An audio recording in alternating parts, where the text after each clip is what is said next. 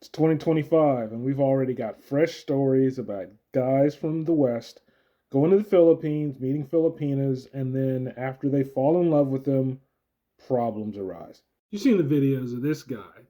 He married a Filipina, brought her and her family back to the States, and now, after 2 years, she's got her American citizenship and she's divorcing him.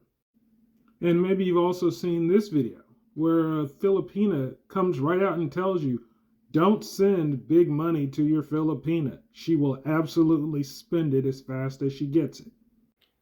Now, let's just start with something that should be obvious. The Philippines is not perfect. Filipinas are not perfect. But for the most part, neither are the people who are pursuing them. So if you think you're going to the Philippines to find something that has zero risk, well, you're kidding yourself.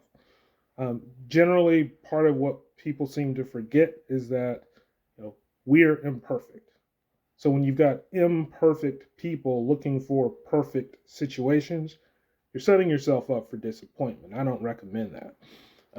Now, one thing to keep in mind, because people are going to start crawling out of the woodwork talking about how they told you so. You can't bring these Filipinas back, which I don't believe in. So keep this in mind. If you bring a Filipina back to the States, the divorce rate is about 20%. That's compared to about 50% divorce rate for marrying a woman from the West to begin with. So much better odds, but there is still risk. Is that worth it to you? You've got to make that decision for yourself. The moral of the story, though, is don't assume that it's going to work out seamlessly. Don't assume that you don't have to put effort in, because that's not how things work. This is real life. It's not a video game. You can't hit the reset button if you don't like the way things are progressing. You've got to work through it.